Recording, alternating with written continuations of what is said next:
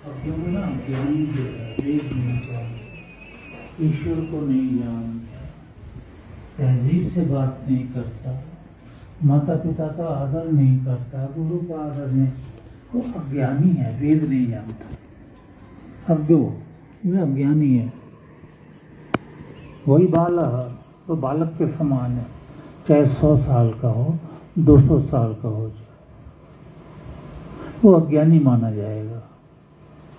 पिता भगवती मंत्रदा, चाहे कोई छोटी सी उम्र का हो, 10 साल का 11 साल का, अगर वो वेद जानता है, शास्त्र जानता है, अध्ययन से भी पिछले जन्म के संस्कारों से भी अगर वो जानता है, तो बालक जो है वो पिता भगवती, वो हमारे पिता के समान है। 10-12 साल का बालक जो ज्ञानी है वो हमारे पिता के समान है।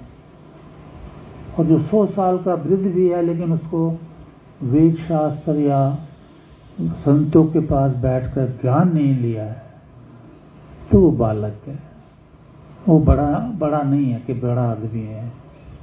क्योंकि इसका कोई आंसर दे सकता है, anybody else who can describe this thing, कि who is old, who is minor, you can say. अज्ञो भवति वही बालः पिता भवति मंत्रदा।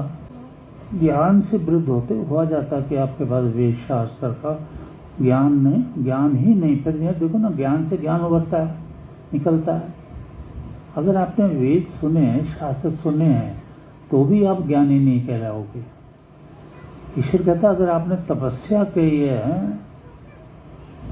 तप है स्वाध्याय ईश्वर प्रणिधानानि वही क्रिया योग शास्त्र कहता है कि आपने तप अगर किया है, आपने साधना की बैठ के, आपने अष्टांग योग की साधना की, आसन प्राणायाम इत्यादि, यम नियम आसन प्राणायाम, प्रत्याहार धारणा ध्यान समाधि, और उससे you have realise the god, you have realized the truth, then you are able to describe what is truth, what is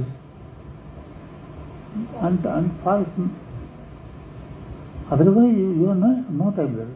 आपको ज्ञान नहीं है तो आप ये कह ही नहीं सकते ये सच है ये झूठ है। जो भी बोलोगे गलत बोलोगे और आप बच्चे हो। क्यों? मतलब बिना प्रमाण के तो बात नहीं करनी ना। भगवान कहता प्रमाण दो भाई। कितने प्रमाण है? हाँ बोलो।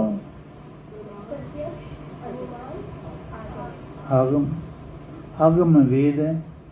आपने कहा कि जी ये मैं ये पूजा करता हूँ, तो विद्वान पूछेगा अच्छा भाई प्रमाण बता दे, वेद निकाल, क्या ये पूजा का वर्णन वेदों में है? अगर है तो फिर ठीक है, अगर नहीं है तो वो झूठ है। इस तरह से तर्क वितर्क होता है विद्वानों में। ये नहीं कि जो मर्जी कह दो, जो मर्जी मार्ग बना लो, जो मर्जी पूजा कर लो। अरे भाई ये धरती तो ईश्वर की बनाई हुई है, ये आकाश पाताल और ये सूरज चांद सितारे, एक एक रचना जर्रे जर्रे की। तो प्रमाण क्या है इसका? कि जो दर्शन करते हैं वो कौन करते हैं? योगी है। ये चारों वेदों में प्रमाण दिया। योगो भवति दुख, योगों से, योग विद्या से दुखों का नाश होता है। तो प्रमाण तो आज तक कोई भी नहीं दे रहा ना। You see these all so called Sadhu, they never give any evidence about the God, who is God, what is the real definition of the God? Nobody else. मन घड़ंत जो है, अच्छा मन घड़ंत जो है, आप 100 साल को बता रहा शास्त्र के वो 10 साल का बच्चे के समान है, अज्ञानी है क्योंकि वो वे शास्त्र नहीं जानता, उसने तपस्या नहीं की है, उसने विद्वानों की माता पिता की सेवा नहीं की है। क्योंकि सबसे बड़ा यज्ञ क्या है? मातृदेवो भव, पितृदेवो भव, अतिथि देवो भव। माता की सेवा, पिता की सेवा, अतिथि की सेवा। और आचार्य, अतिथि का मतलब होता है जो एक वेद जानता है, और जो कोई अतिथि आता है वो संसारी अतिथि है। एक वेद जो जानता भगवान का था वो अतिथि, उसकी तिथि नहीं होती, वो जो मर्जी चला आता। अतिथि देवो भव, फिर आचार्य देवो भव, जिसके आचरण में विद्या है उसे आचार्य बोलते हैं। आचार्य ये नहीं बोलते कि जी ये पढ़ लिया, वो पढ़ लिया, वो पढ़ लिया, ये आचार्य है, ये गुरु है, नहीं।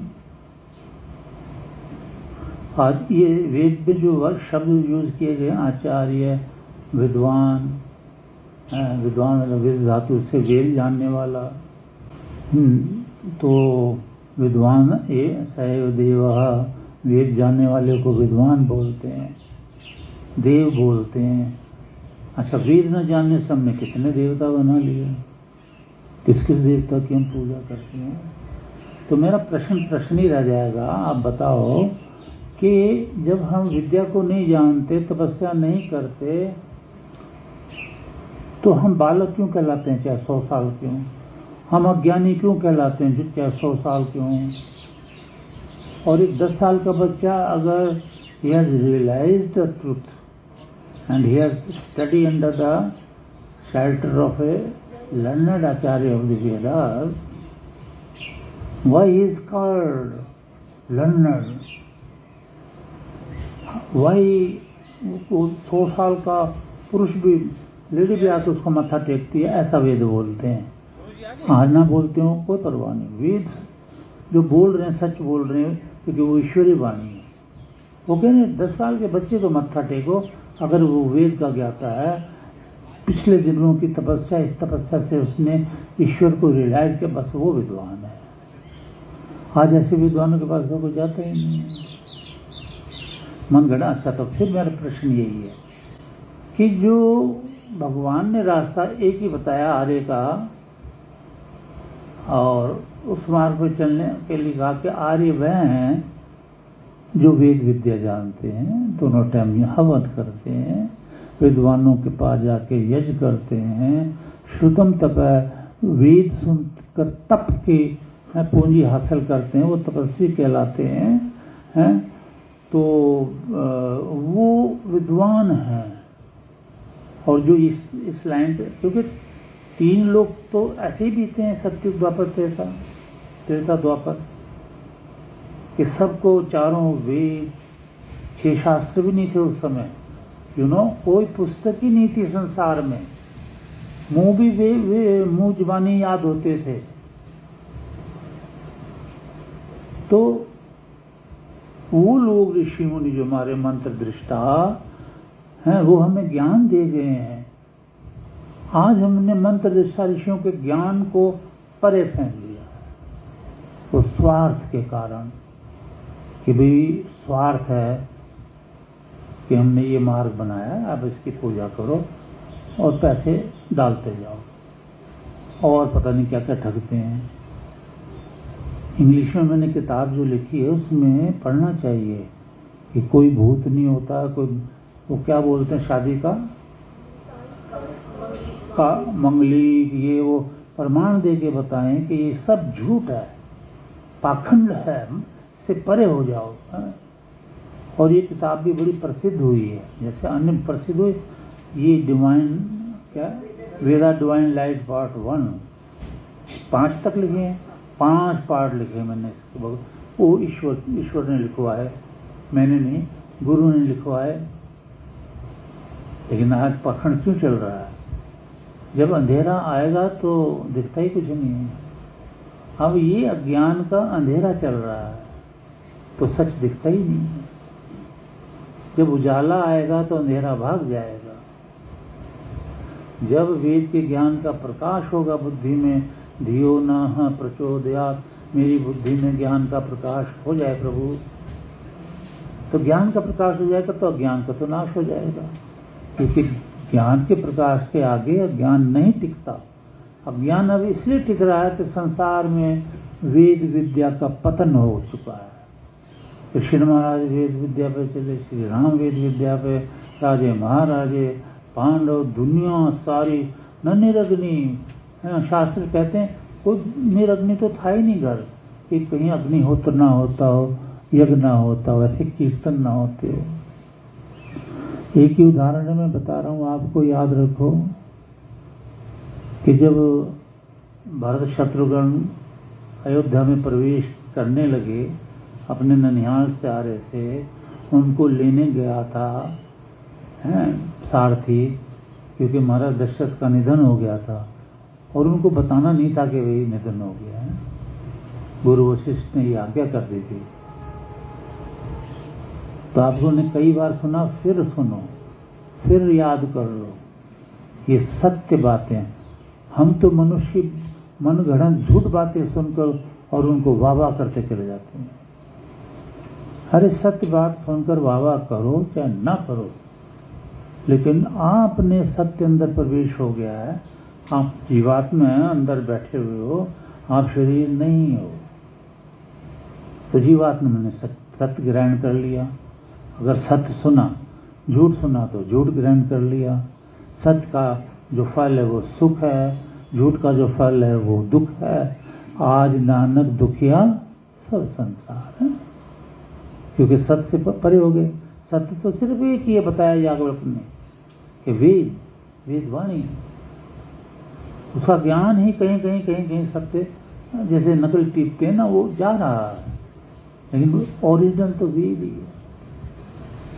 तो वो जो प्रवेश करने लगे तो वो हैरान हो गए, सारथी से पूछते हैं, ये वो अयोध्या हमारी, यहाँ तो वेद गूंजते थे, दिन रात आहुतियां पढ़ती थी, विद्वान ऋषि मुनि वेदों का उच्चारण करते थे, आज तो सुनसान है। क्योंकि राजा दशरथ का निधन हो गया था, पर सारथी ने कुछ नहीं बोला।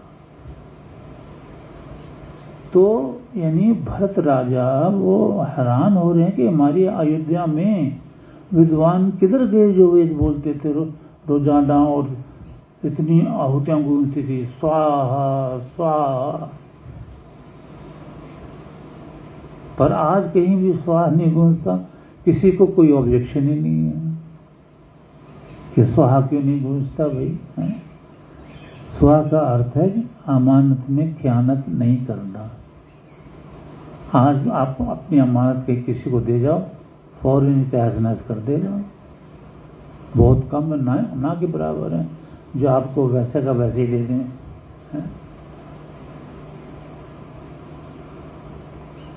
स्वाहा का अर्थ है सत्य।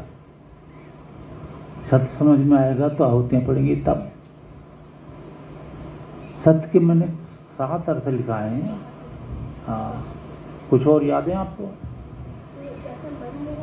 जैसा मन में है वैसा ही मुंह। जब स्वाहा स्वाहा स्वाहा करोगे ना, आनंद से आहुतियां डालो, तो एक दिन आपके शुद्ध ऐसा मन हो जाएगा कि जो मन में है वही मुंह पे।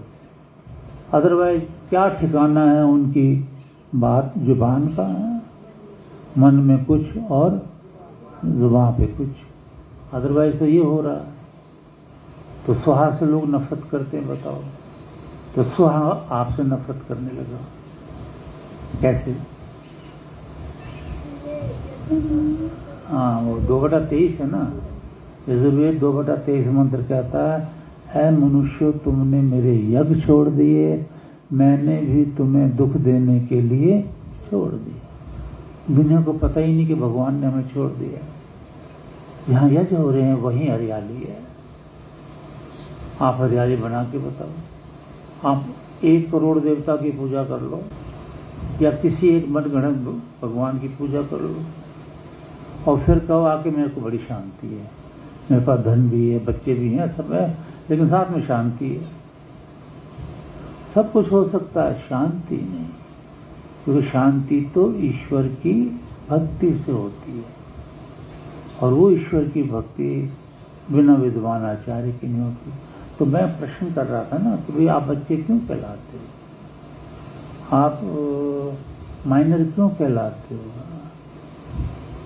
तो आप सच और असत्य का निर्णय अपनी बुद्धि से करके खुश हो जाते हो, लेकिन घट के अंदर जो भगवान है, बाहर जो तदंतर सत्य दुभायता वेद कहते हैं, अंदर बाहर सब जगह जो भगवान, वो हंसता है कि तुमने अपनी मर्जी से सत्य बना लिया कि ये सत्य है, ये तो तुम झूठ पर चल रहे हो, कह रहे हो सत्य है।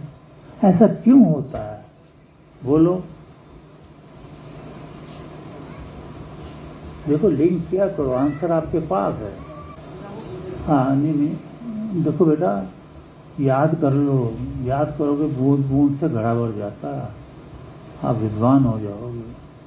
हम जो बोल रहे हैं सिर्फ वेद बोलते हैं, शास्त्र बोलते हैं और बातें करते हैं कभी कभी, पर समझा देते हैं कि ये झूठ है। क्यों झूठ है? कि वेद इसको और भगवान इसको नहीं मानता।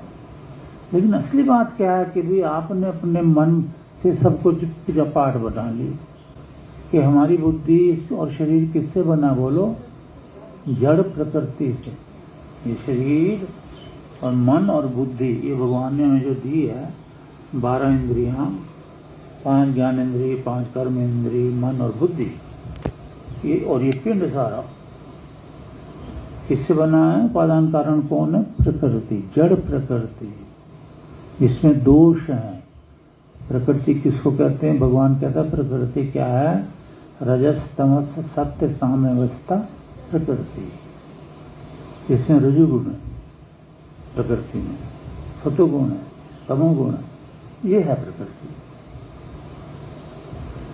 ये तीनों से मिलाकर के ये शरीर बना है। कांतारे, ये पूरा संसार प्रकृति की रचना है। अब लकड़ी से कोई चीज मिलाओ बनाओगे तो लकड़ी बैड कंडक्टर ऑफ हीट है, बिजली नहीं आएगी। लोहे से बनाओगे तो आ जाएगी। तो जिस चीज से जो चीज बनती है उसमें वो गुण होते हैं। प्रकृति से संसार मन बुद्धि बना है, तो संसार में क्या है? रजोगुण, तमोगुण। और रजोगुण क्या है? विषय विकार, गंध गंध का, गाली गलौज, पता नहीं क्या क्या। तमोगुण क्या है? आलस्य निद्रा, कि बैठ के खाना, मेहनत नहीं करना। तमोगुण को बाहर निकालो, रजोगुण को बाहर निकालो तपस्या से। भगवान ने कहा मैंने ये तो दे दिया, अब तो प्रकृति से बच के बताओ। रास्ता कहता भगवान मैंने मेरे वेदों में बता दिया कि साधना कर, तो प्रकृति तेरी सेवा करेगी, अदरवाइज प्रकृति तेरा नाश कर देगी। भगवान ने कहा प्रकृति से योग शास्त्र पढ़ो, वेद सुना करो। भगवान ने क्या कहा कि योगी के लिए प्रकृति क्या करती है? योग सिद्धि। और भोगी के लिए क्या करती है? भोग सिद्धि। भोगी पैसा, विषय विकार, आलस। तो प्रकृति कहती ले तेरे को भर देती हूँ, हो जा बर्बाद, ये ले और ले और ले। और योगी को सिद्ध करती है, क्योंकि योगी को तो ईश्वर प्यारा है। योग का तो अर्थ ही है अथा तो ब्रह्म की विद्या। योग से योग चित्त वृत्ति निरोध है, तदा दृष्टु स्वरूपे अवस्थान। योग चित्त वृत्ति, चित्त की वृत्ति जो प्रकृति से है, चित्त की वृत्ति जो ये वृत्ति काम क्रोध मद लोभ अहंकार आदि और सब विषय विकार जो मैंने भी बताया, वो प्रकृति से उत्पन्न है सारे। ये सब जो भगवान से दूर हैं उनको बर्बाद करने में लगे हैं। आज जरा से जमीन के टुकड़े पर मर्डर हो जाता है। अब देखो वृत्ति की बात है, अरे भाई लड़ते क्यों? ये हिंसा तो है ही नहीं, तब स्वाद है ईश्वर परिणाम नहीं। वो कहते हैं ना शौच संतोष और सत्य अहिंसा से ब्रह्मचर्य अपरिग्रह, इन यम नियमों को सिद्ध करो। और धर्म के लक्षण में सबसे पहले हिंसा आती है, हिंसा मत करो। पर देखो ये तो बुद्धि ही रजोगुण तमोगुण सतोगुण से बनी है, तो इसमें से तो रजोगुण तमोगुण सतोगुण लड़ाई दंगा फसाद विषय विकार स्वार्थ ना जाने अनगिनत पाप भरे पड़े हैं। और हिंसा जब यूएनओ बनी थी मैं कभी इतनी लड़ाइयाँ होंगी कि यूएनओ क्या कर लेगी? यहाँ जो बैठे हुए इनकी बुद्धि तो रजोगुण तमोगुण सतोगुण से भरी है, स्वार्थी हैं ये लोग। वही लड़ाई हो रही, रोक के बताइए यूएनओ। वो तो तब रुकेंगे जब आप रुकोगे, आपकी बुद्धि रुकेगी। और इसको रोकने के लिए तब चाहिए। तो रजोगुण तमोगुण सतोगुण वाली बुद्धि से हैं हम अज्ञानी हो जाते हैं। और जब हम योग साधना वेद साधना करते हैं तो यही प्रकृति जो हमारी बुद्धि में है हट जाती है। तो वहाँ क्या शब्द आया है योग शास्त्र में, वो बुद्धि कैसी हो जाती है? ऋतम्भरा तत् प्रज्ञा। प्रज्ञा में न बुद्धि, ऋत में न सत्य। फिर वो मनुष्य नहीं कहलाता, वो देव कहलाता है। मनुष्य की 3 योनियां बताई हैं। साधारण मनुष्य जो विषय विकार बुद्धि और वेद और साधना करने वाला देव, विद्वान सैव देव, और उसके बाद ऋषियों ने ब्रह्मलीन। तो बुद्धि खराब है तो नानक दुखिया सब संसार। हम अपनी बुद्धि को शुद्ध करने के लिए, देखो कमी आप में है, विद्वानों में कमी नहीं। और 2 महीने में या 1.5 महीने में या जैसा आपका, मुझे आमंत्रित करना चाहिए। क्योंकि वेद ने कहा कि ये विद्वान आमंत्रित करने पे जाते हैं, वैसे नहीं जाते, कहीं भी नहीं जाते।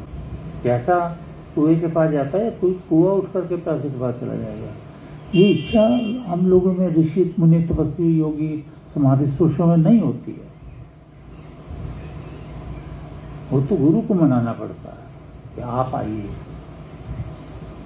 फिर कोई लेने जाता है तो महाराज कृपा कर, जैसे दशरथ 3 रानियों को लेकर के और श्रृंगी ऋषि के पास गए, 1 महीना 2 महीना सेवा करी वहाँ 3 नारियों के साथ।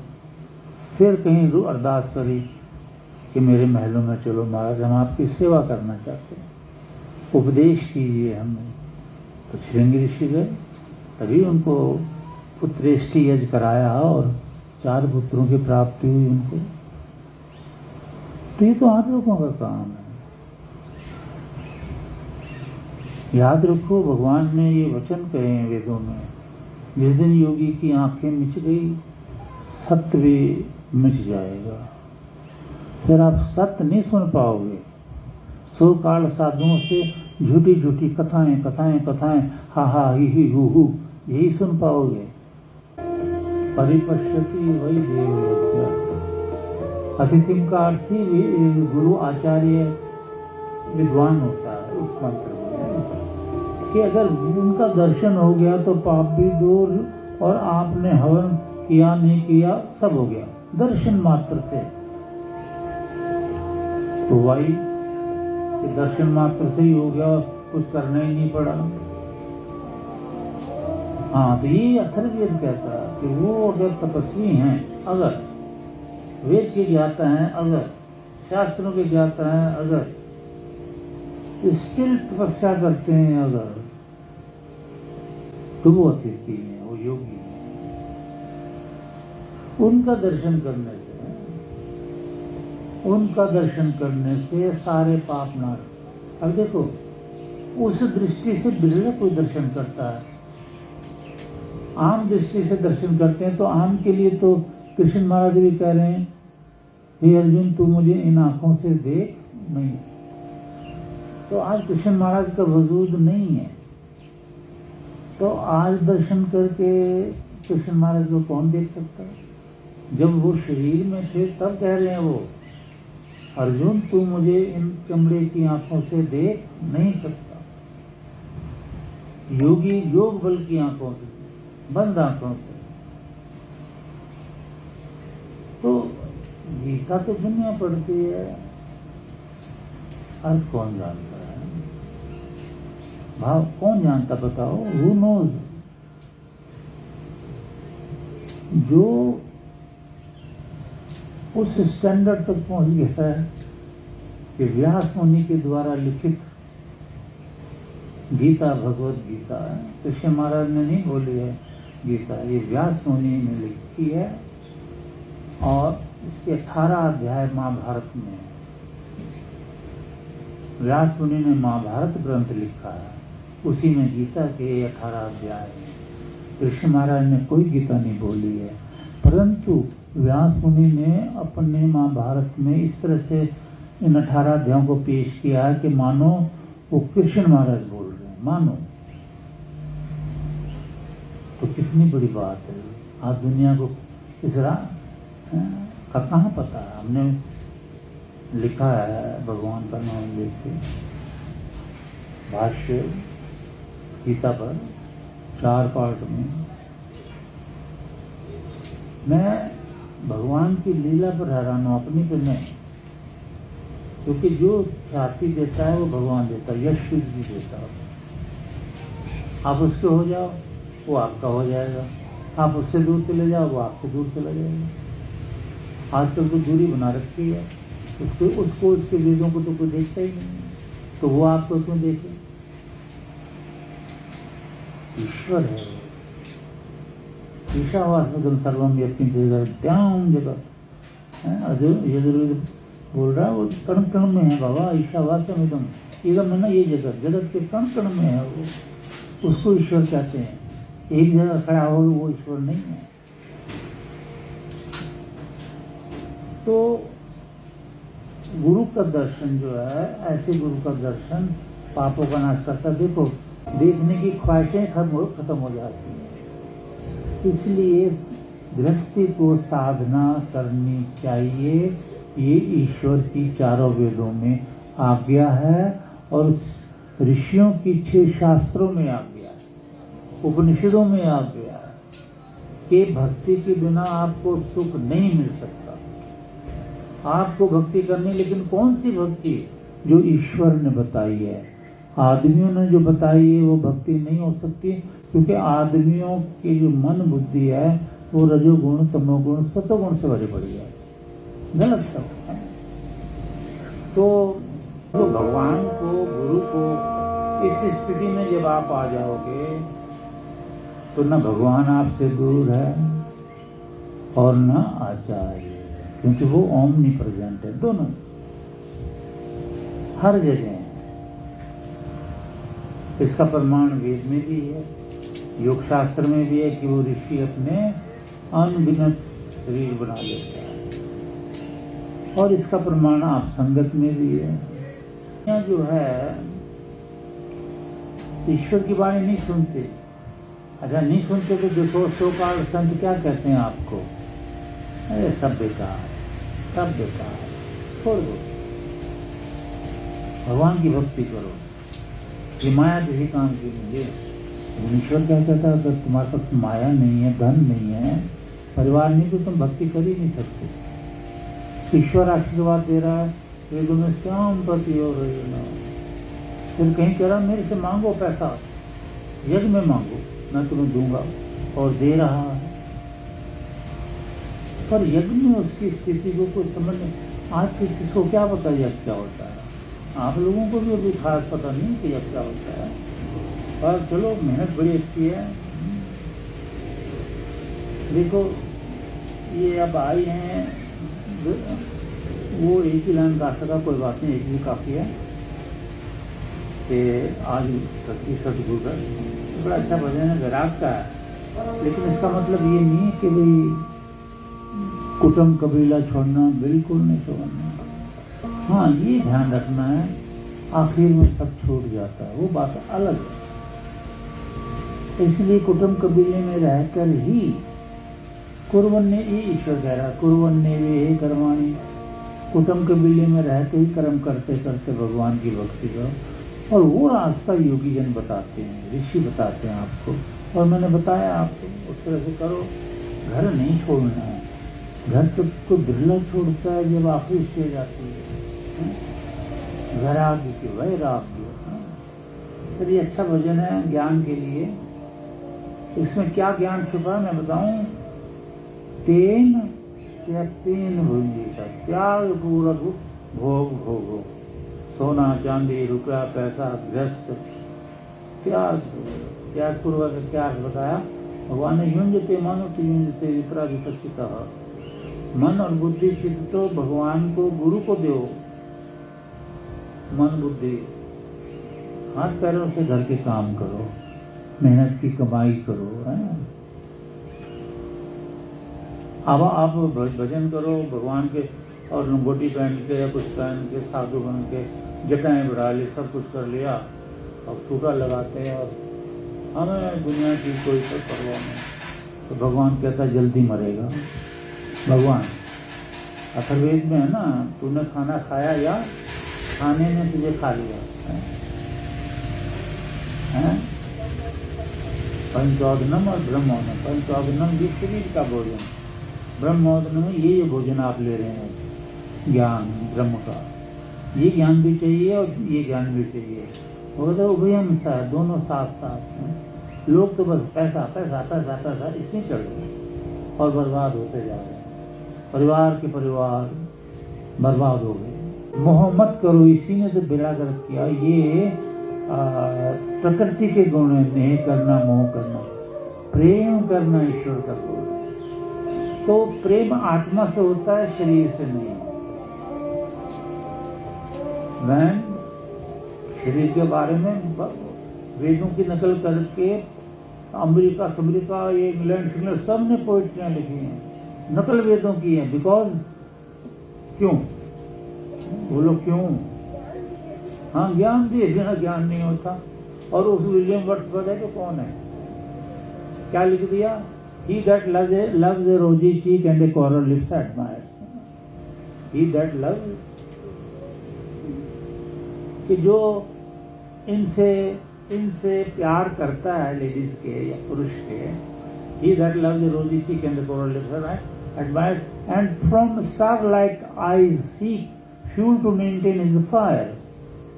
आंखों को जी हिरणी की आंखें यहाँ से ताकत लेता, फ्यूल लेता है, जिससे उसकी प्यार की अग्नि जलती रहे, भड़के शांत ना होए। ऐसे करता है। When old time makes this decay, then flame of love must waste away. जब आखिरी टाइम आएगा तो ये बुढ़ापा आएगा, तब क्या तुम्हारी स्टार लाइक आइज रहेगी, कहाँ तुम्हारे चीक रहेंगे, कहाँ तुम्हारे लिप्स रहेंगे। फिर तुम्हें ये संग पति पत्नी का अच्छा भी नहीं लगेगा। देखो कोई और होती तो अच्छा था, कोई और होता तो अच्छा था। ऐसा भी हो सकता है, मैं सबको नहीं कह रहा ऐसा भी हो है, पर उसने नकल तो यहाँ से की है ना वेदों से। ये कौन जानेगा? अरे भाई आप वेद जानो तब तक दुनिया को जान जाओगे। ऐसे बैठ के जपो बेटा, मेरी बेटियों, घर तो तारोगे, समाज को भी तार दोगे, गंदगी हट जाएगी, काम क्रोध मत लोग ये रेप के तो भगवान कह रहे होंगे भाई, जबकि होने नहीं चाहिए। फिर मुझे भूल गए, मैं तुम्हारी रक्षा भूल गया। सत्य त्रेता द्वापर में ये कहा गया है शास्त्रों में, जो मैंने स्वयं अध्ययन किए हैं, कि बेटी को सर से लगाकर नीचे तक सोना पहनाकर रात के 1 बजे भेज दो कहीं। मजाल है कोई हाथ भी लगा दे, सामने भी आ जाए। क्योंकि इंद्रियां वश में थी वेद के कारण, अब इंद्रियां खुल गई हैं वेद ना होने के कारण। इंद्रियों को बस में करने का तो एक ही रस्सी है, वो वेद है। ये इनको बांध और आनंद दे देती है, विषय विकार छोड़ा देती है। इधर न ममा, यहाँ हमारा कुछ भी नहीं है, सब ईश्वर का है ना। तो वेद को ज्ञाता चाहिए, ये ईश्वर का ज्ञान है। क्यों? जब सृष्टि रची जाती तो वेद ही तो होते हैं।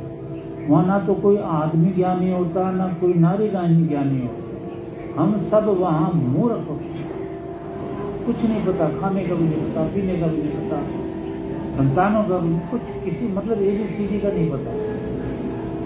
अभी भी आप किसी को, मैं कहता रहता हूँ ना कि किसी को ले जाओ जंगल में, जन्म होते ही बच्चे को, तो 25 साल के बाद उसको पूछो ये पेड़ किस चीज का, उसे क्या पता किस चीज का, ये ऊपर कौन चमक रहा, उसे क्या पता, क्योंकि उसे ज्ञान नहीं दिया गया। जब ज्ञान दोगे तो हो जाएगा ज्ञान। ये फंडामेंटल चला आ रहा है, अटर्नल है, अविनाशी है। ज्ञान दिए बिना ज्ञान नहीं होता। अगर किसी को ज्ञान है तो कहां से आया? ज्ञान एक ही है, वेद। अगर किसी को आगे वेद तो कहां से? ऋषियों से आया। भगवान तो कहता मैं ज्ञान नहीं दे सकता, एक बार दे दिया जब सृष्टि बनी, तब भी मैंने बोल के नहीं दिया, अपनी पावर से ऋषियों के अंदर प्रकट किया। इस फिलॉसफी को जानना चाहिए, है ना। मतलब अमृत, मृत में न मरना, अमृत में नहीं मर।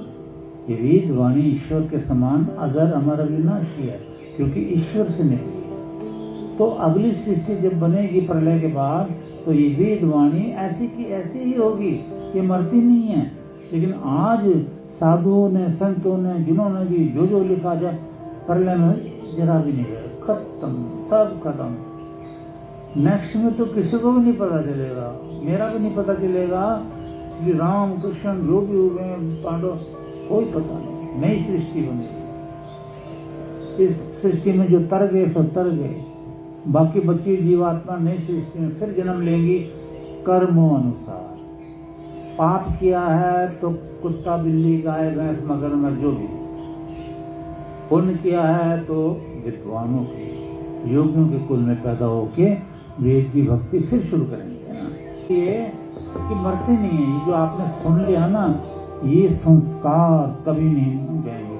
और जो वेद सुन लिया डायरेक्ट, जो सुनते रहते हो, वो तो वेद मंत्र भी आपके साथ, क्योंकि ये मरते नहीं। मनुष्य की वाणी तो रजोगुण तमोगुण प्रकृति, नाशवान प्रकृति से निकली है, इसलिए तो मरेगी मरेगी। ईश्वरीय वाणी कैसे मर जाएगी? पिछले जन्मों में भी यही था, क्योंकि पिछले जन्मों की बातें। अब देखो, मीरा का भजन सुना था, वो भी कह रही ना, मीरा प्यासी जन्म जन्म। तो भी और जो योग शास्त्र का हमने भाष्य किया गुरु कृपा से, ईश्वर कृपा से, उसमें भी कौन सा ऋषि है वो, जैगी सव्य, तो उसके 33,000 साल की आयु बताई है।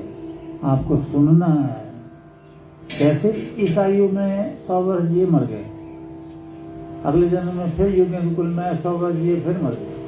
ऐसे करते करते 33,000 साल के बाद समाधिस्थ हो गए। तो समाधिवान पुरुष मिल जाए या नारी मिल जाए, ये कोई मजाक नहीं है।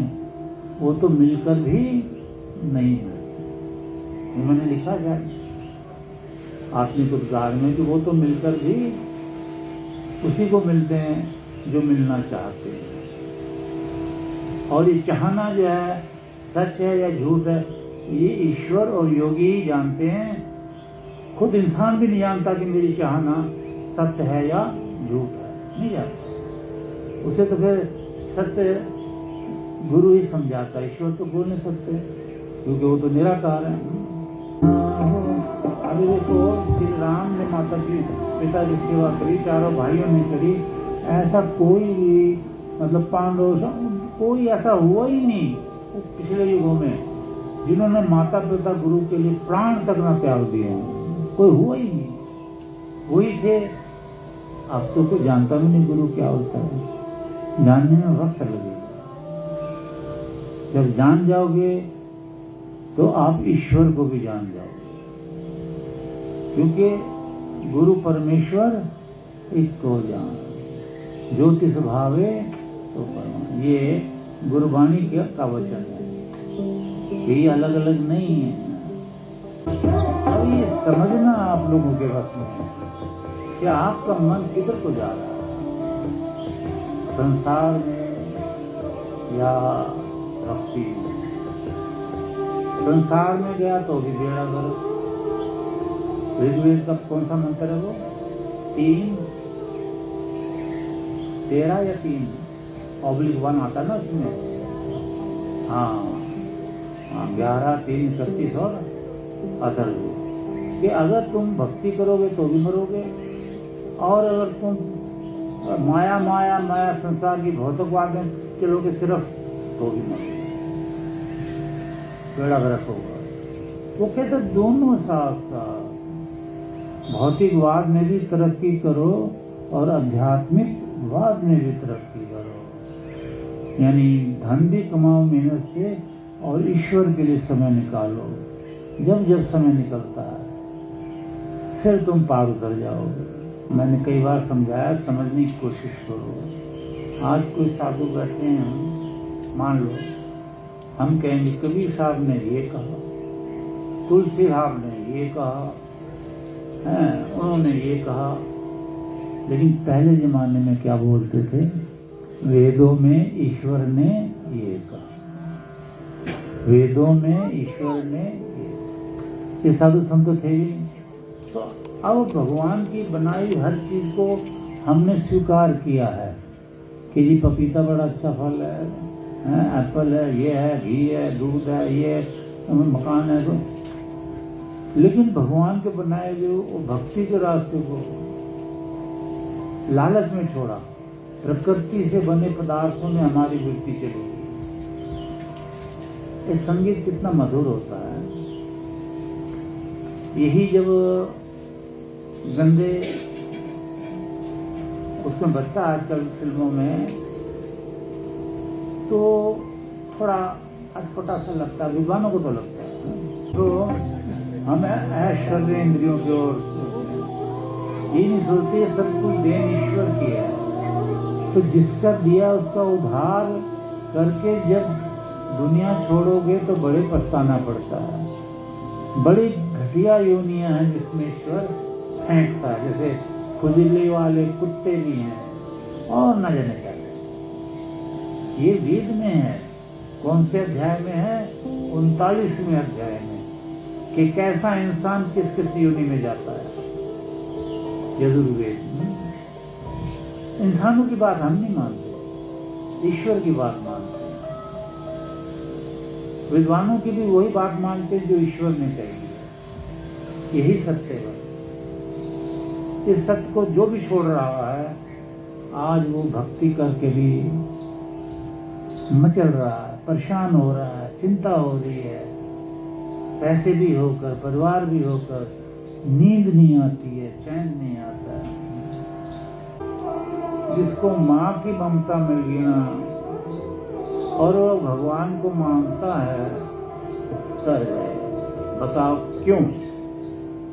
कोई बता सकता है क्यों? है? तो क्योंकि वेद ने मंत्र में क्या कहा है कि हे प्रभु तो मेरे पिता के समान, मेरे समान हो सकता है, लेकिन मेरी माता तेरे से भी बढ़कर है, मेरी माता तेरे से भी बढ़कर है। याद है मंत्र?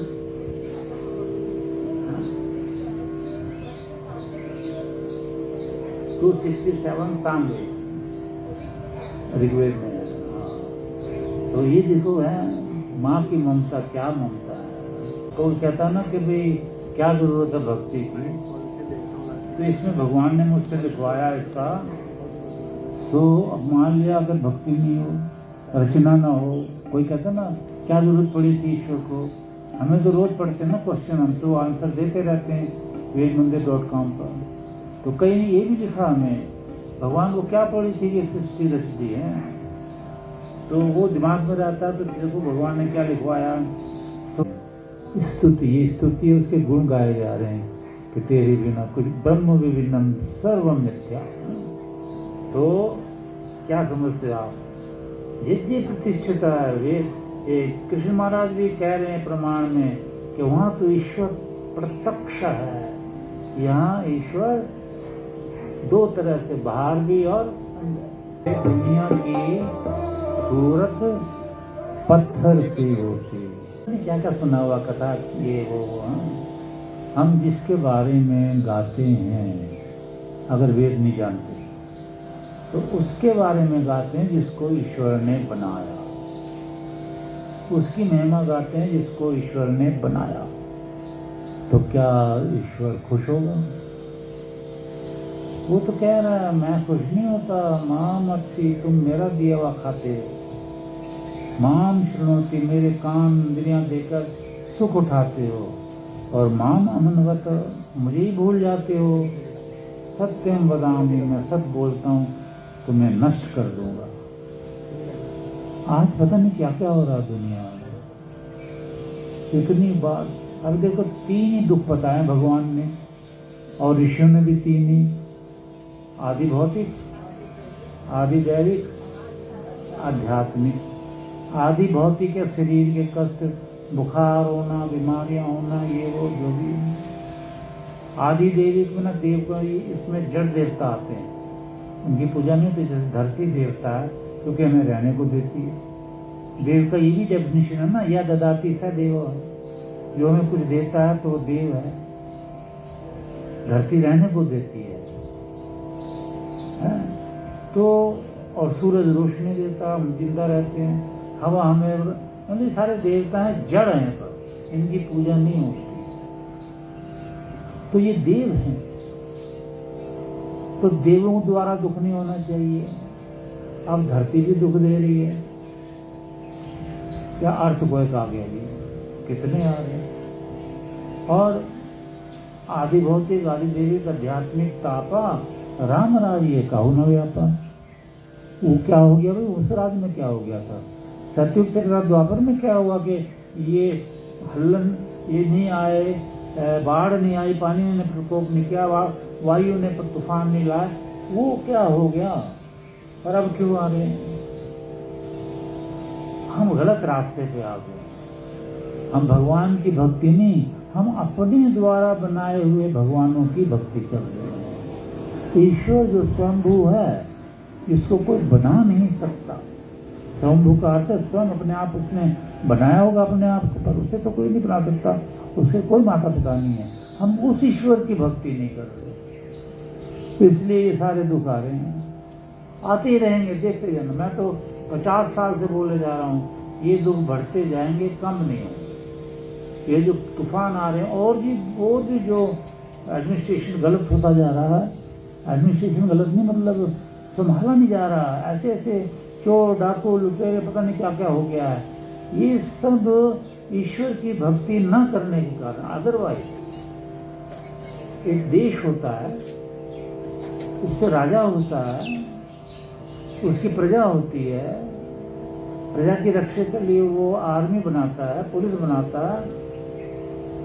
यही काम राजा दशरथ ने किया, राजा अज ने किया, राजा पांडवों ने किया, श्री राम ने किया। उनसे तो रक्षा हो गई, उन्होंने तो रक्षा कर दी, क्योंकि वो वेद के अनुसार राजनीति पे चलते थे। आज मनगढ़ंत राजनीति है, सुख लेके बताए कोई नहीं होगा कभी, ये बढ़ते ही जाएंगे। क्यों? Because these problems are being created by God himself। तो जो गॉड हिमसेल्फ दे रहा है, तो उसे रोक के दिखाए कोई नहीं। उसे प्रसन्न कर लो, वो तुम्हारा पिता है, मेरा पिता है, सबका पिता है। उसे वैदिक मंत्रों से प्रसन्न कर लो, विद्वानों से वैदिक प्रवचन सुनो, मूर्खों से कुछ ना सुनो। ये वेद की आज्ञा है। ये आज्ञा कौन से मंत्र में है? लेकिन जहाँ किताबों से है मंत्र अथर्ववेद 7 104, एक ही है 7 105 है। देखो मैं तो 85 साल का हूँ, मेरी स्मृति चलेगी, पर हमारे शिष्य, हमारे घर वाले भी, और हमारे जितने भी बेटा बेटे बैठे हैं, और बहुत ऐसे ऐसे शिष्य पैदा हो रहे हैं आज, अंशुया, जो प्रवचन कर रहे हैं दुनिया में, जो वेदों के अर्थ निकाल कर समझा रहे हैं। कुछ ऐसे जो साधना करते हैं घर में रोजाना, पर कुछ ऐसे भी होने लगे हैं अपने आप ही, मैंने नहीं कहा, जो दुनिया को ज्ञान देते जा रहे हैं,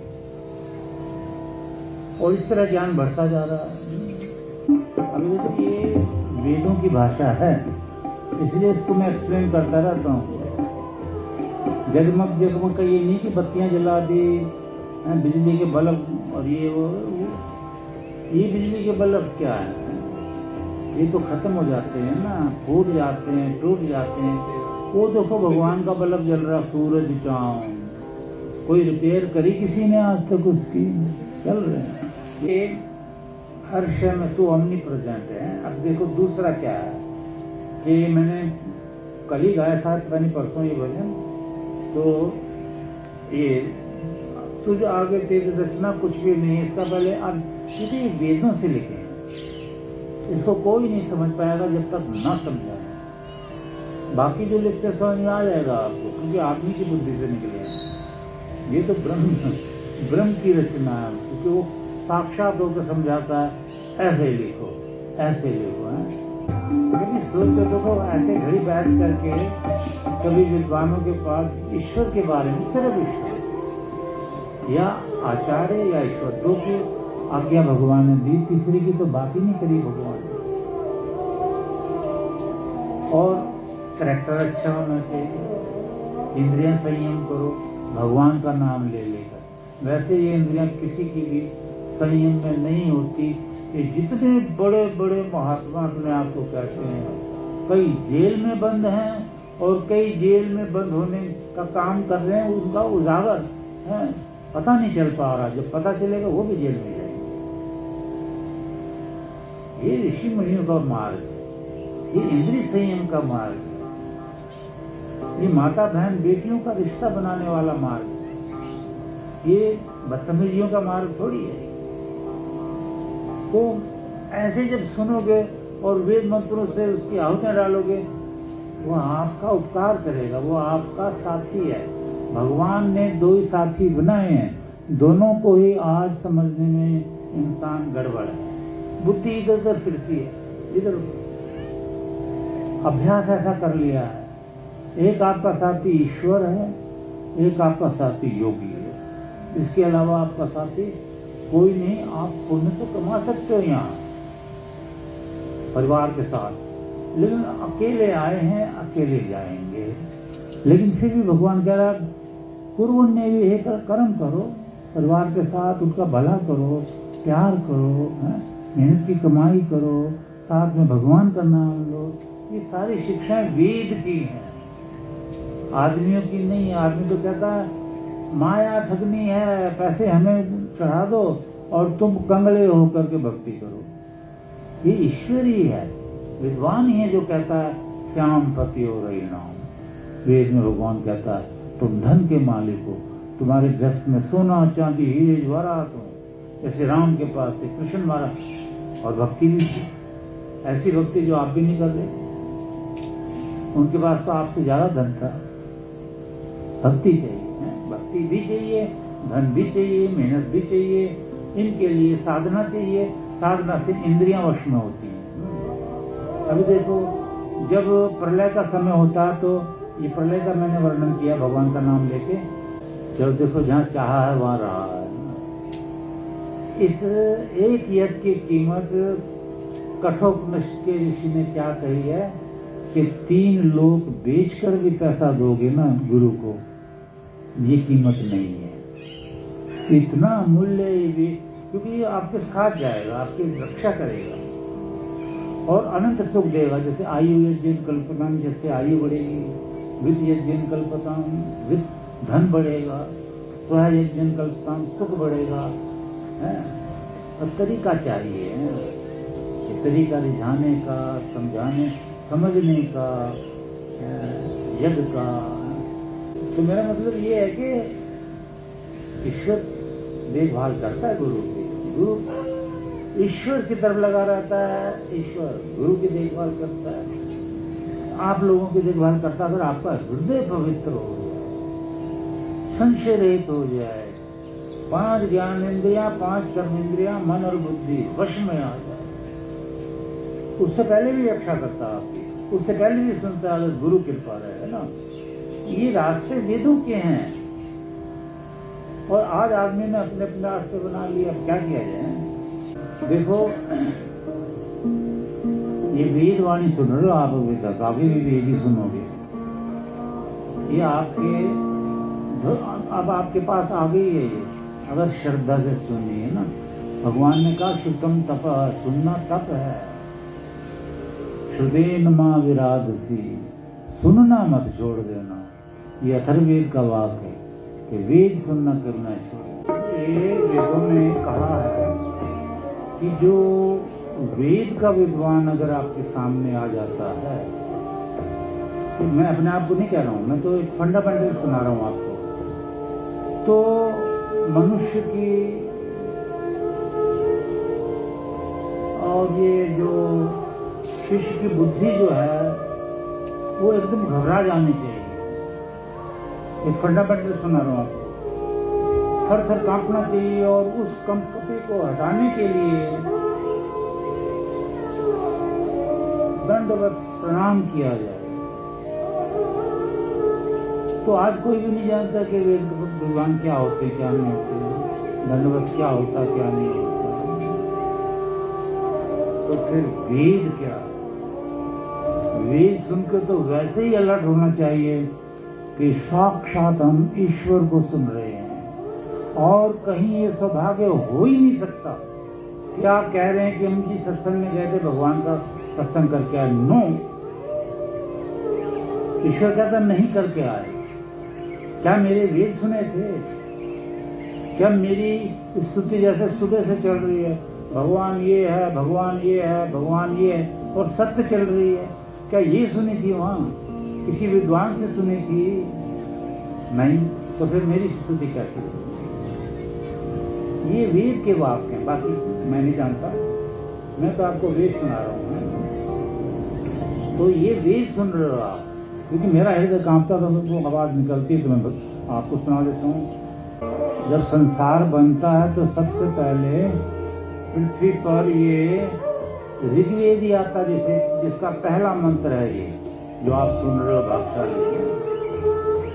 तो ये आता है वायु ऋषि के ना,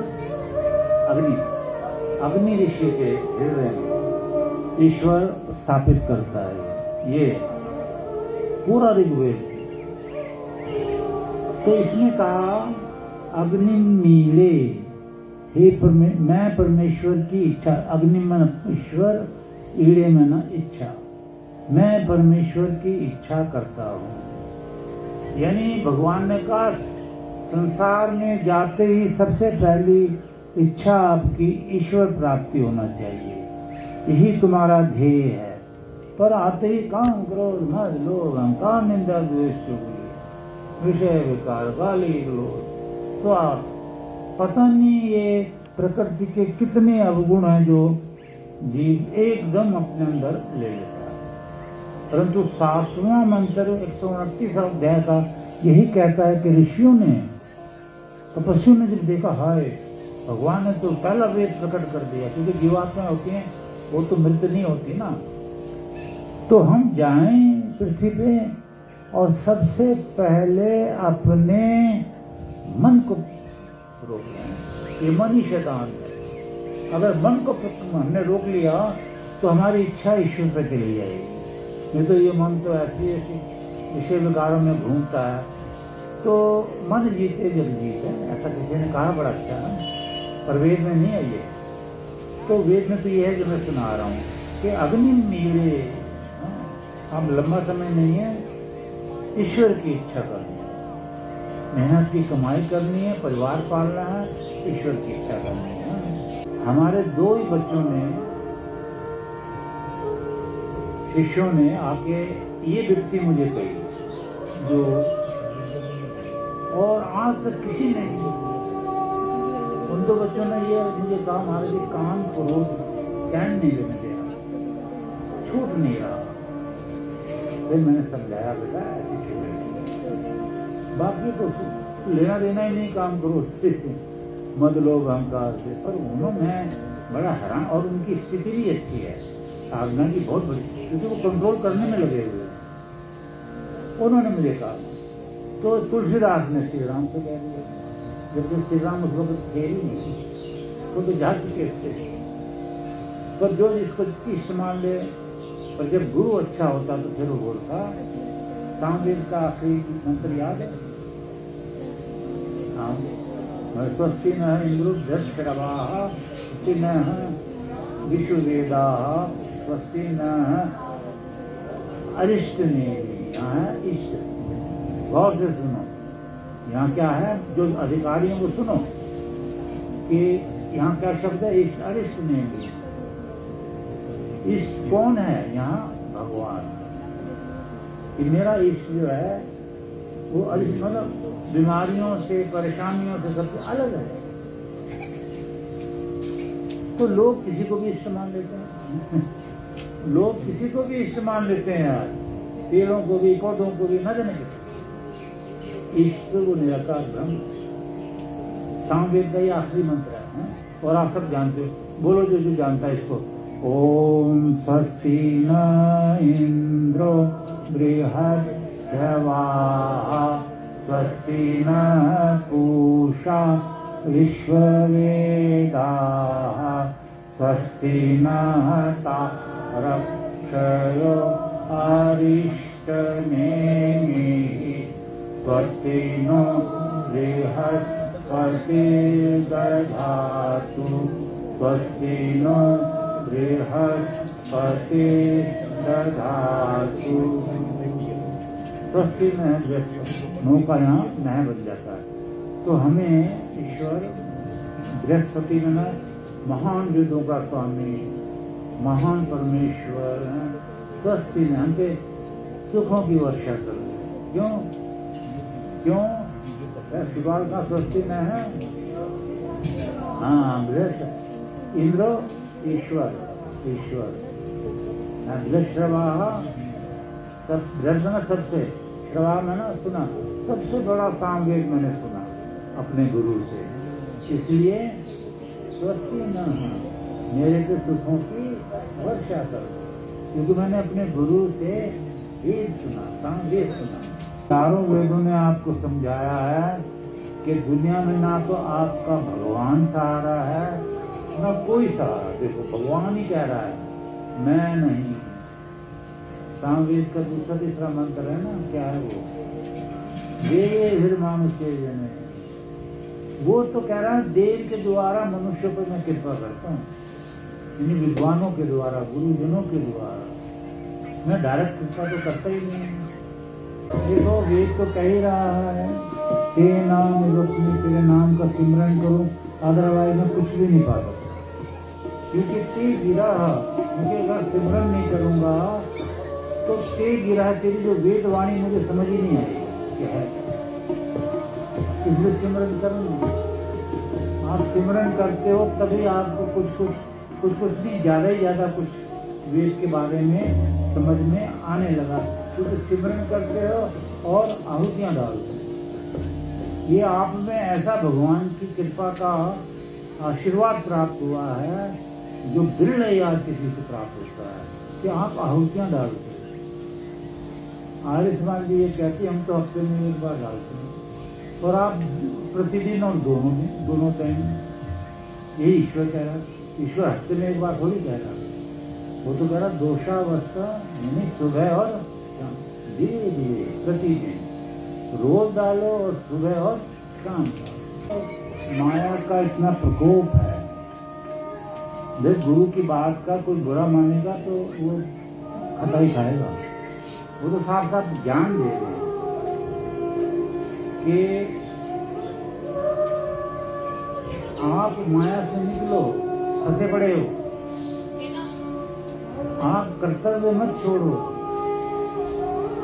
बच्चों का पालन पोषण गृहस्थ कर्तव्य है जो भगवान ने दिया, लेकिन उसको वेदों के अनुसार, आप वेदों से अलग होकर जो भी करोगे वो कर्तव्य नहीं है, वो वेद विरुद्ध पाप कर्म। तो आइंस्टाइन ने क्या कहा था आपको पता है? जब एक पत्रकार ने यूएसए के पत्रकार ने उनसे पूछा, यूएसए ने, क्योंकि वो यूएसओ के थे, क्या यूनाइटेड स्टेट अमेरिका यूएसए के इतने बड़े विश्व के महान आप साइंटिस्ट हैं, अब मरने का टाइम आया है तो क्या चाहते हो, अगले जन्म में क्या बनना चाहते हो? बता तो मैं जाता हूँ, आप चिंतन मनन नहीं करते, बस यही पाप है। तो वो कहते हैं कि आइंस्टाइन बोले मैं इतना बड़ा साइंटिस्ट हुआ, ये मेरा पाप है, ये मेरा पाप कर्म हुआ। कि देखो गौर से सुनो, वो क्या बोलते हैं कि अब पैसा क्या कहा, वो तो विश्व का सबसे बड़ा साइंटिस्ट था आइंस्टाइन, आप जानते हैं पढ़े लिखे, कि मेरा सबसे बड़ा पाप हुआ कि मैं साइंटिस्ट बना। मैं जिसने साइंटिस्ट बनाया, भगवान ने बनाया, उसको तो भूल गया और उसकी बुनाई साइंस के क्षेत्र में पड़ गई। मैं बहुत दुखी हूँ, ये मेरा सबसे बड़ा पाप है। अगर भगवान मुझे इंसान का चोला देगा तो मैं चाहूंगा कि मैं साधु बनूं, तपस्वी बनूं। ये तो उस महान साइंटिस्ट के विचार पे गौर करना चाहिए। दूसरा किसी ने मुझे कल एक क्या बोलते हो आप, माइक में ये मोबाइल पे एक मैसेज भेजा, बड़ा अच्छा, बहुत अच्छा मैसेज। उसमें ये लिखा उसमें कि जब आखिरी टाइम में गायिका थी लता मंगेशकर का, जब आखिरी टाइम आया तो वो बोल गई कि मेरे पास पैसे की कमी नहीं है, मेरा पैसा बैंकों में भरा पड़ा है। अब पूरा तो मुझे पता नहीं आपके पास है, वही रहेगा। वो मतलब उसका ये है कि पैसा भी मेरे पास बहुत है, इज्जत भी बहुत है, पता नहीं क्या क्या कहा उसने। ये सब यही की यहीं रहेगी, मैं एक पैसा भी अपने साथ नहीं ले जा रही, सब बैंकों में फट जाएगा। और पता नहीं क्या क्या कि ये भी मैं ले जा रही, ये भी मैं तो अकेली जाऊंगी। मैं ये कहती हूँ कि भाई मैंने भगवान की तरफ दिया, ये मेरा सबसे बड़ा पाप है कि मैं किसी की तरफ लगी, ऐसा उसने कहा। लेकिन उसने तो आप सब कुछ लुटा के होश में आए तो क्या हुआ। तो हमें तो अब होश आना चाहिए कि हम धन भी कमाएं। श्री राम के पास पूरी पृथ्वी का धन था, उनके पिता के पास, लेकिन सब गम जाता थे, सब वेद भी जाता थे, सब तपस्वी थे, सब रोज हवन करते थे। आज हम उनके पद चिन्हों पे निकल रहे हैं। तो सर्प में जैसे होता है विश्वास, वो तड़पता है गरम, तो वो जाके तपस बुझाता है, चंदन के पेड़ ठंडा होता है, उसको लिपट करके हैं। बिन सिमरन भी जो हमारे अंदर काम क्रोध मद लोभ अहंकार के पाप भरे पड़े हैं, ये क्रोध भरा पड़ा है, ये गर्मी भरी पड़ी है, ये तपस भरी पड़ी है, तो इसे हम अगर नहीं मिटाएंगे तो वही कुआरी हद, तो हमें तो, क्योंकि ये जो मिटेगा ये ताप हमारा काम क्रोध इत्यादि का, ये तो भगवान की भक्ति से मिटेगा, ये पैसे की लेन देन से नहीं मिलता। नहीं तो वो गायिका भी कह जाती है कि मेरे पास बहुत पैसा था, मैंने इतने पैसे दिए और अपने सारे गुनाह माफ करा दिए। ऐसा तो नहीं होता है, ये तो भगवान की दौलत यहीं रह जाएगी। हाँ, इसको भगवान ने कहा तुम्हारे पास खूब दौलत होनी चाहिए, तुम सुखी से जियो, जिससे सुखी से भगवान का सिमरन करो, ये जरूर कहेंगे भगवान, इसलिए होनी चाहिए। ये थोड़ी सी दौलत को हम घर से निकाल देंगे। देखो, कोई ऐसा इतिहास नहीं है, यानी बीती घटना नहीं है ऐसी श्री राम की या किसी की या किसी की, जिन्होंने बुढ़ापे में भक्ति शुरू करी हो या जवानी में, सबने बचपन। और फकीर तो ये लिखी गए हैं कि महेश परेजगार वो क्या है, कि एक बूढ़ा भेड़िया बैठा है, उधर से वो भेड़ जा रही है, तो भेड़ को कह रहा है कि यार भेड़ तू मेरे पास आ, मैं तेरे को नहीं खाऊंगा। भेड़ कहती नहीं जानती हूँ तेरे को, बूढ़ा हो गया, भाग के तू मुझे पकड़ नहीं सकता, पर तेरे पास आते ही तू मुझे मार दे। तो बुढ़ापे में तो काम क्रोध मद लोभ अहंकार निंदा द्वेष चुगली जितनी प्रैक्टिस करी है वो सारी आती है तो बुढ़ापे में। आप लोगों पे भगवान की कृपा है कि पता नहीं कितने वर्षों से ये विद्या सुन रहे हो और घरों में हवन करते, ये बचाव की सूरत है। तो बुढ़ापे में नहीं होती है भक्ति, न जवानी में। सही भक्ति बचपन से ही है। मीराबाई भी बचपन, किसी का भी नाम दे दो, मैं भी बचपन से। तो इसलिए जितनी जल्दी, अब देखो ना 6 साल के बच्चे को गुरुकुल भेजते थे पहले, तो वहां गुरुकुल में भेज शुरू हो जाते थे। अभी बड़ा मुश्किल हो रहा है, तो वो मुश्किल सारे संसार पे बरस रही है कि कहर आ गया है, विश्व में कहर है। अभी देखो ना कई जगह, दिल्ली में भी बारिश, उधर भी बारिश है, और कहाँ वो जहाँ गुजरात को बहा के लेगी पता नहीं क्या क्या, तूफान आ रहे हैं। कराची की तरफ लौट गया वैसे वो, पर कराची में तो इंसान है ना, इंसानों को तो दुख दे रहा भगवान दुख देने से तुला पड़ा है। ईश्वर अपने नियमों से नहीं पलटता कि मेरी भक्ति जो नहीं करेगा तो मैं उसको नष्ट करूंगा, ये समझना चाहिए। तो उसने यही बात की, लोग बड़े लोग हमारे कैसे भक्ति करें, सुबह सुबह निकल जाते हैं, रात को आते 9-10 बजे बच्चे सोए मिलते हैं, ये वो पता नहीं क्या करता। मैंने तो फिर आपको टाइम को समझने का और भक्ति करने का रास्ता कौन बताएगा? अरे जी तो बताएंगे, भगवान जी तो बताएगा, गुरु के गुरु पर। राम ने कैसे टाइम निकाला, सीता ने कैसे टाइम निकाला, हमने कैसा टाइम निकाला है, और दुनिया ने कैसा टाइम निकाला, ऋषि मुनि फकीरों ने। बच्चे भी पाले, गृहस्थी भी की, और तुम्हें तो तरीका ही नहीं आता, तुम लोग ही हो, लोग ही को काम भगवान मिले। तुम कहते कमाओ कमाओ कमाओ, पैसा मिलेगा, वेद कह रहे हैं, शास्त्र कह रहे हैं, ऋषि मुनि कह रहे हैं, कमाना तो जरूरी है, लेकिन इतना नहीं कि भगवान को भूल जाओ। पैसे तो तुम्हें भगवान ने देने हैं, ये रहस्य कोई नहीं जानता। गुरु की कृपा से मिलने पैसे।